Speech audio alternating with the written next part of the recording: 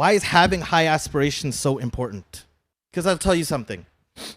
The world that we live in today, and over the last decades, there's been a trend.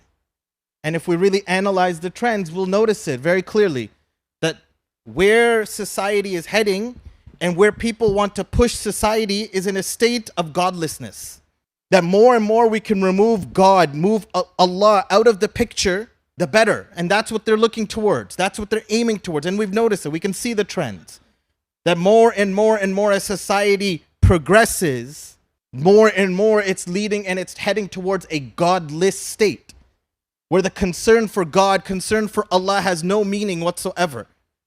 And if we have young children, we know that.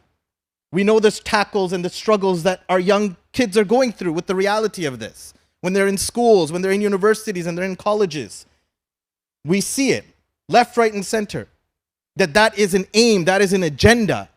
But what happens when you remove God? If you remove God from the picture, you remove all values from the picture.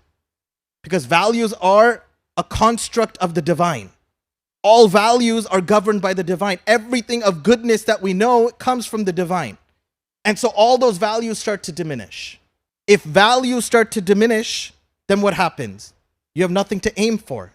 You have no goals, no aspirations. Your aspirations diminish. And then when your aspirations diminish, your goals diminish, your himma diminishes. You have no desire to do anything great or nothing to live up to, no expectations to live up to, no bar to kind of aim for. Then what you're left with is just you governing yourself with your own desires. Meaning you are your governing agent. Your desires are your governing agent. So it's whatever I want, however I want it, whenever I want it, whatever concerns me, however it concerns me is the only goal, only thing that dictates my decisions. And isn't that the world we're living in today? Listen to what Allah subhanahu wa ta'ala says. إِنَّ اللَّهَ يُدْخِلُ الَّذِينَ آمَنُوا وَعَمِلُوا الصَّالِحَاتِ جَنَّاتٍ تَجْرِي مِنْ تَحْتِهَا الْأَنْهَارُ. Allah says, indeed those who believe, they will be entered, and those who do good deeds, they will be entered into paradise. Right? They will be entered into Jannah, under which rivers flow. Excellent. Okay, good. This is a good motivator. This is what we want.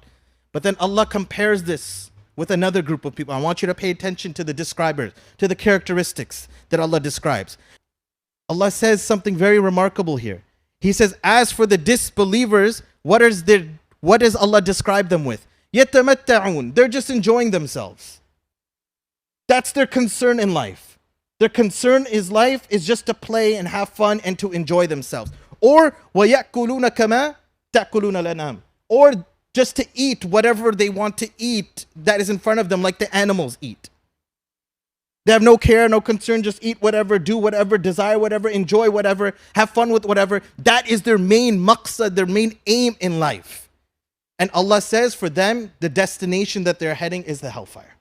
Again, why is that? Because their aspirations, their goals, their himma is just so low that the only thing they care about is enjoying themselves. And again, it's a hard reality to swallow, but if we really examine our life and the decisions we make, isn't that what we're also living for? The decisions we make about our finances, about our work, about our schooling, about where we live, about where we don't live, about what schools we go to, about what university we go to, about what we study. Isn't it all tied to one thing? Just how do we enjoy ourselves more? But that's what happens. And that is okay as long as you have the concern for the hereafter with it. But the problem becomes when that is your only concern is to enjoy yourself. Your only concern is to eat and drink. That's all I care about, and that's the only thing I'm going to make decisions based on. That's the problem.